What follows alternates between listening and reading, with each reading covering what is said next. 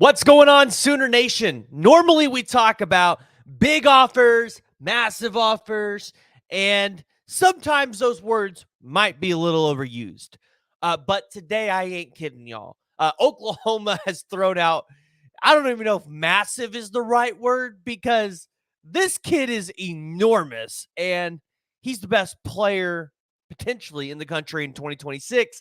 Definitely the best inside offensive lineman. Well, guys, we got to dive into it here in just a second because, this is big.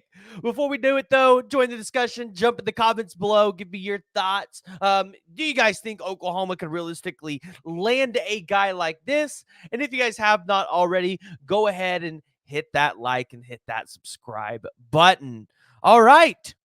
I looked up the saying of his name, and I'm probably only going to get it right once. So bear with me here. Immanuel Iheanacho. That's his name. Immanuel Iheanacho. I really hope that's right. There was actually a whole YouTube video dedicated on how to say the name. Thankful for that because sometimes I really need that help. But he is hold on. Let me just share the screen here with you guys so that you guys know I ain't BSing you because again, I'm mind blown. I'm mind blown here. This kid is 6'7", 340 pounds. Let me say that again. 6'7", 340 pounds. And when you look at the film, when you look at him on tape, it's not a 340 bad weight. Sometimes you look at some of these, young recruits, like, okay, some of it's bad weight. They could probably lose it or convert it into good weight. No, it's solid across the board. And when you look at him at 6'7", 340, does not move like a 6'7", 340-pound offensive lineman. Just saying. So I'm going to go ahead and share his film with you guys here for a minute. And one of the things that I just want you guys to really pay attention to while you're watching this film is just the pure strength and dominance that he has on that front. I mean, look at this. They had not one, not two, but three, maybe even four guys trying to block him. And I mean, he just ran him over. I would be scared to be a defensive lineman going up against this guy. I want you to think about it this way. Remember The Blind Side?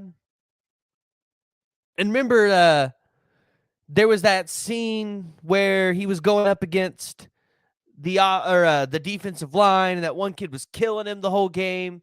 And then he ends up getting hurt later in the game, and they sent out this scrawny old little white boy, and you could just see him shaking in his boots because he's going up against a massive human being. That's what I imagine it's like right now on the other side of the ball with this kid. But Immanuel, he's got a total of 23 offers. Kind of low. I thought this kid would have because sometimes we see recruits like Floyd Boucard or Eddie Pierre-Louis who have north of 40 plus recorded offers. That's kind of where I thought this kid would be, right? Because he's an insane talent. No, only 23 so far. But when you look at it, it's the elite schools of elite schools. Alabama, Auburn, Florida, Florida State, Georgia. You've got a bunch of FCS schools in there, bottom tier FBS schools, Oklahoma, Ohio State, Ole Miss, Penn State, Texas, A&M. So obviously, if you're Oklahoma here, you're going up against the best of the best. Now, he has taken visits to Penn State, Virginia Tech, Georgia, Florida, Auburn, and Alabama. Has not been to Oklahoma. So you would imagine we're going to find out how much the staff really wants this kid as they start to invite some of these 2026 on campus. And remember, the Brent Venables camps are coming up in June.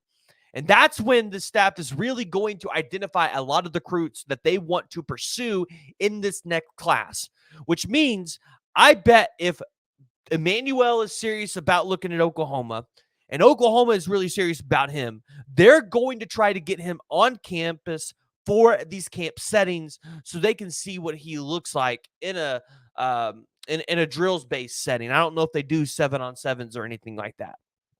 So, yeah, I just wanted to get this out there, guys, because we're expecting Oklahoma to have a really nice year on the recruiting trail along the offensive line in this recruiting cycle. But if they land this kid in 2026, adding on to what they got in 2025, massive offensive line. Like, well, it's going to be one of the best, if not the best in the country. So I want to hear from y'all. Make sure you guys are joining the discussion, jumping down in the comments below, giving me your thoughts. Because, like I said, normally throw out the word massive on some of these offers. I truly mean it this time. Massive, massive offer, massive human being, 5-star kid, number 3 overall player in the country, number 1 offensive tackle. And this ain't the only 5-star Oklahoma's going after. And remember, they're starting to make a presence up in the Northeast. So nothing's out of the realm of possibility for the staff. Just keep that in your head. If you guys have made it this far and you guys have not already, make sure you hit that like and you hit that subscribe button and join the discussion below.